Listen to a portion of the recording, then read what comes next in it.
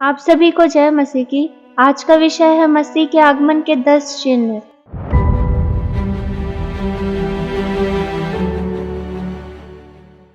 पहला है भरमाया जाना, मत्ती 24 का 5। क्योंकि बहुत से ऐसे होंगे जो मेरे नाम से आकर कहेंगे मैं मसीह हूँ और बहुतों को भरमाएंगे। परमेश्वर पिता का वचन यहाँ पर इस प्रकार कहता है कि यीशु मसीह के नाम से कई लोग ऐसे आएंगे अंतिम समय में और वो लोग बोलेंगे कि हम मसीह हैं, लेकिन हमें उन पर विश्वास नहीं करना है। जैसा बाइबल हमें बताती है उसी के अनुसार हमें विश्वास करना है। फिर दूसरा है युद्ध होगा, अंतिम समय में युद्ध होगा। परमेश्वर पिता का वचन इस प्रकार कहता है, मत्ती 24 का 6, तुम लड़ाइयों और लड़ाइयों की चर्चा सुनोगे तो घबरा न जाना, क्योंकि इनका होना अवश्य है, परंतु उस समय अंत न होगा। परमेश्वर पिता का वचन ऐसा कहता है कि अंतिम जब समय ऐसा होगा, अंतिम समय में हम ऐसा देखेंगे कि युद्ध होगा। हम लोग अभी देखते हैं कि बहुत सारे युद्ध हो रहे हैं। हम देखते हैं कि देश और देश के बीच में, विदेशों में लड़ाइयाँ हो रही है। हम देखते हैं कि घर परिवार में, बाहर में, हमारे शहरों में और भी जगहों पे हम देखते हैं युद्ध हो रहा। ये सारी चीज़ें एक चिन्ह है जो प्रभु यीशु मसीह के आगमन से पहले ये चीज़ें होंगी, लेकिन वो समय अंत का हो ये ज़रूरी नहीं, लेकिन ये अंतिम समय में होगा, ऐसा लिखा हुआ है। फिर हम तीसरा ऐसा देखते हैं प्राकृतिक आपदाएं। देखिए प्रकृति जो है वहाँ पर कैसी कैसी आपदाएं आएंगी अंतिम समय में। परमेश्वर ने वचनों में इस प्रकार बताया है, मत्ती 24 का 7, क्योंकि जाति पर जाति और राज्य पर राज्य चढ़ाई करेगा और जगह जगह अकाल पड़ेंगे और भूकंप होंगे। देखिए परमेश्वर पिता का वचन इस प्रकार कहता है कि प्रकृति चिन्हों को दिखाएगी कि अंतिम समय आ गया है, मसीह अब आने वाले हैं। तो जाति पर जाति चढ़ाई करेगा। हम लोग देख रहे हैं भाई बहन आपस में कैसे झगड़ रहे हैं। राज्य पर राज्य चढ़ाई करेगा। हम युद्धों को देख रहे हैं कि एक राज्य दूसरे का कैसे दुश्मन बन गया है और जगह जगह अकाल पड़ेंगे। हम ऐसा देख रहे हैं कि अकाल की स्थितियों को, अभी मौसम का कोई भी समय निश्चित नहीं है, कभी भी पानी गिर रहा है, कभी भी मौसम चेंज हो जा रहा है और भूकंप होंगे। परमेश्वर पिता ऐसा बताते हैं कि भूकंप का आना, जाति पर जाति का चढ़ाई करना, राज्य पर राज्य और जगह जगह पर अकाल का होना और भूकंप का होना, ये प्राकृतिक आपदाएं होंगी जो प्रकृति हमें दिखाएंगे, बताएंगे कि मसीह आने वाले हैं, उसका चिन्ह होगा। फिर हम देखते हैं सताओ, मत्ती 24 का 9, तब वे क्लेश देने के लिए तुम्हें पकड़वाएंगे और तुम्हें मार डालेंगे और मेरे नाम के कारण सब जातियों के लोग तुमसे बैर रखेंगे। परमेश्वर पिता का वचन इस प्रकार कहता है कि सताव होगा और इन जगहों पर हम देख रहे हैं कि किस तरह सताव हो रहा, कैसे सताव हो रहा। मसीह लोगों को किस तरह मारा जाता है, उन पर विरोध किया जाता है, उन्हें प्रताड़ित किया जाता है, चर्च के अंदर घुसकर उन्हें कितनी तकलीफों को दिया जा रहा है, चर्च पर तोड़ फोड़ होना, प्रभु के लोगों को सताना, उन पर बहुत सारी ऐसी चीज़ें जो बहुत ज़्यादा लड़ाइयाँ और झगड़े उन पर की जा रही है जो कानूनन भी गलत है, लेकिन सब लोग उन पर चढ़ाई कर रहे हैं क्योंकि ये अंतिम समय में ऐसा होगा, ये बाइबल हमें बताती है। और बताती बस नहीं, उसे हम देख भी रहे हैं सामने से कि कैसे उन्हें मारा जा रहा है, उन्हें तकलीफ दिया जा रहा है। फिर हम देखते हैं पांचवी बात, धोखा, मत्ती 24 का 10, तब बहुत से ठोकर खाएंगे और एक दूसरे को पकड़वाएंगे और एक दूसरे से बैर रखेंगे।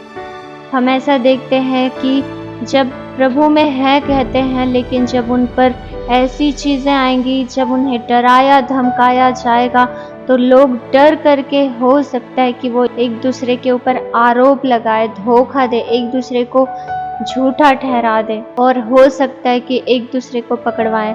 और हम लोग ऐसा देखते भी हैं कि भाई हैं, मसीह भाई बहन कहते हैं खुद को, लेकिन ऐसा होता है कि उन्हीं लोग जब समय आता है, विपत्ति आती है, वो हाथ छोड़ देते हैं, साथ छोड़ देते हैं और वो डर करके भाग जाते हैं और ऊपर से आरोप भी लगा देते हैं और पकड़वा देते हैं। तो इस प्रकार अभी होना शुरू हो गया है और ये सारी बातें अंतिम समय में हो रही है और ये अंतिम समय चल रहा है जहाँ पर ये चीज़ें पूरी हो रही है। फिर हम देखते हैं छठी बात, उदासीनता।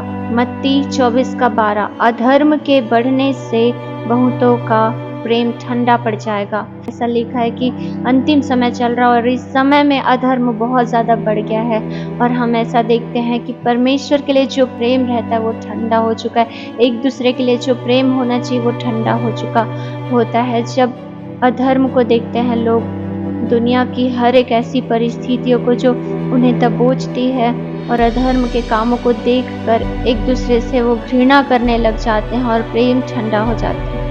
तो अंतिम समय में बहुत सारी ऐसी परीक्षाएं मसीही जीवन में भी आएंगी जिसमें लोग फंस जाएंगे और एक दूसरे से चिढ़ने और नफरत करने लग जाएंगे। फिर हम देखते हैं 7वीं बात, सुसमाचार का प्रचार। मत्ती 24:14, इसमें इस प्रकार लिखा हुआ है, और राज्य का यह सुसमाचार सारे जगत में प्रचार किया जाएगा कि सब जातियों पर गवाही हो, तब अंत आ जाएगा।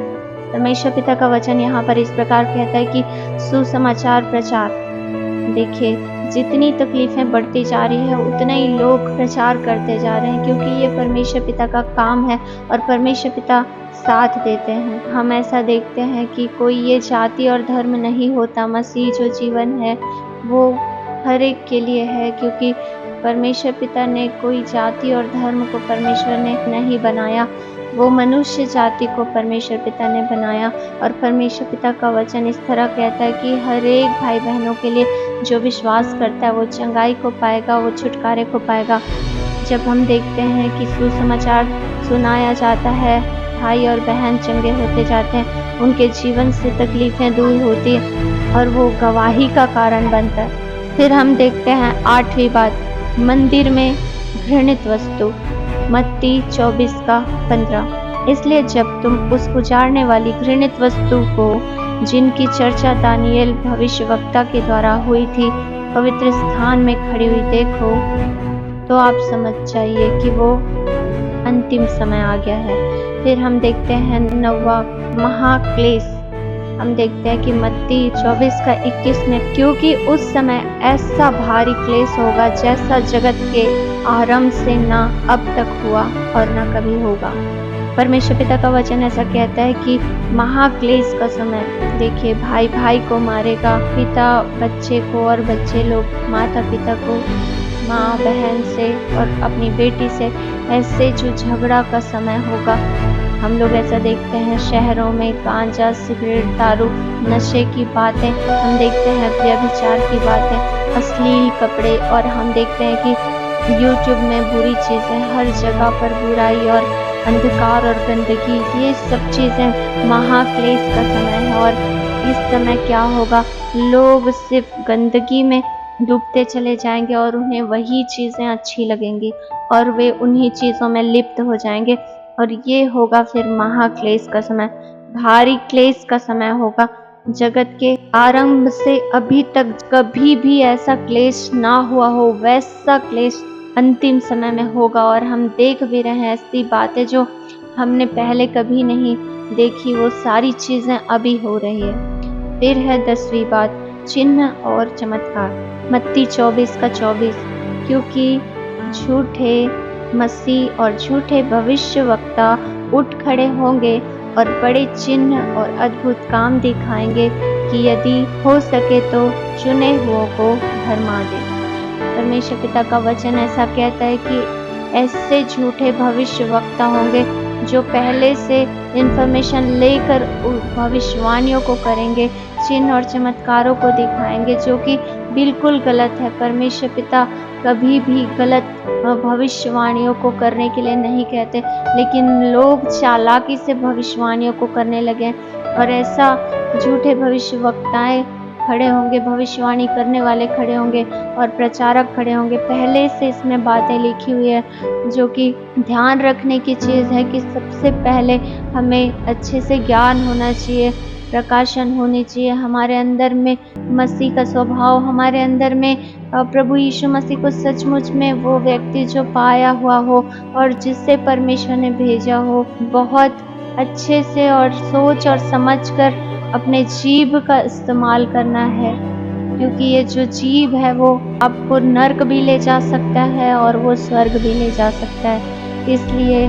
सभी को सचेत हो जाना है कि अंतिम समय है और क्या हमारी बुलाहट परमेश्वर की ओर से है, क्योंकि परमेश्वर ने कहा सुसमाचार प्रचार करना ये सबकी बुलाहट है, लेकिन पवित्र आत्मा से हो करके और पूछ कर और आज्ञा के अनुसार करना है। तो इस प्रकार हमने देखा कि मसीह के आगमन के 10 चिन्ह हैं और इन 10 चिन्हों को यदि आप होता हुआ देखते हैं, आप समझ लीजिए कि परमेश्वर पिता अपने पुत्र को भेजने वाले हैं और वो सचमुच में यीशु मसीह बादलों पर आने वाले हैं। अपने लोगों को उठाने के लिए वो अपने बच्चों को वो ले करके जाएंगे, जो प्रभु यीशु मसीह के नाम को उद्धारकर्ता के रूप में जिन्होंने ग्रहण किया और माना और जो उनके साथ साथ चलते हैं, जिन्होंने विश्वास किया, वो अनंत महिमा को और अनंत स्वर्गीय बातों को वो देखने पाएंगे और उस जगह में स्थान पाएंगे। आप सभी को जय मसीह की।